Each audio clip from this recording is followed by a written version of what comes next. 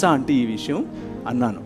అదేంటి నాన్న, అవునా అంటే అవునా అంటే వైద్యుడు తాకితే మీకు వచ్చేటటువంటి స్వస్థతకు కారణము 66 పుస్తకాలు ఉన్నటువంటి ఈ బైబిల్ గ్రంథమే. మీరు సగం ఆల్రెడీ క్రైస్తవులు అంటే ఏం చెప్పాను. ఆమెకు అర్థం కావట్లేదు. ఏంటి నాన్న ఏం మాట్లాడినా కానీ నువ్వు క్రైస్తవం అంటావేంటి? Exactly, there is nothing, we breathe the word of God if you want to look at it that way. మనము పీల్చే గాలి దేవుని వాక్యం. మనం పీల్చే గాలి దేవుని వాక్యం. ఎందుకు ఆ మాట అంటున్నాను అని అంటే, everything in this world is thoroughly influenced by the ideology of the scriptures. దేవుని వాక్యము యొక్క దృక్పథముతో, భావజాలముతోనే ఈ ప్రపంచము నిండిపోయింది.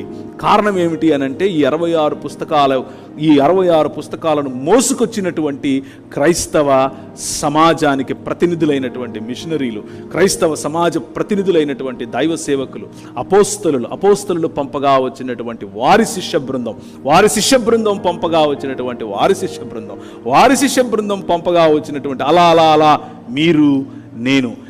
ఈరోజు మనం దేన్నైతే నామ్ అనుకుంటున్నామో, ఈరోజు మనం దేన్నైతే క్యాజువల్గా తీసుకుంటున్నామో, అవును కదా అదంతే కదా అంటున్నామో, అది ఒకానొక సమయంలో అనేకులు పోరాడి తెచ్చుకున్నది అన్న విషయం మనకు తెలియకపోవచ్చు. ఆ పోరాటం పేరే వాక్యమును అనుసరించే క్రైస్తవం.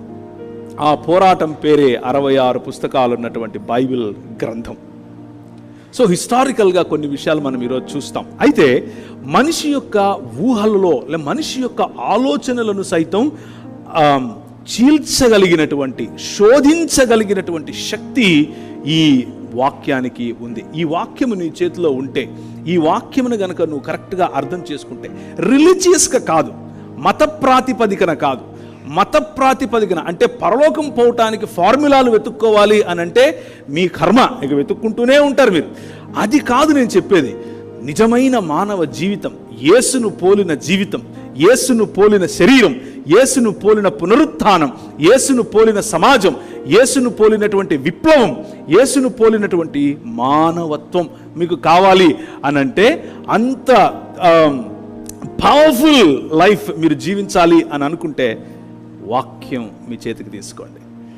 This will transform you. అది మీ జీవితాన్ని ఎంతగా మారుస్తుంది, ఎంతగా ప్రభావితం చేస్తుంది అని అంటే you can never imagine how powerful you become once you take this word of God in to your hands. 2వ తిమోతికి రాసిన పత్రిక 3వ అధ్యాయం 16వ వచనం. మానవ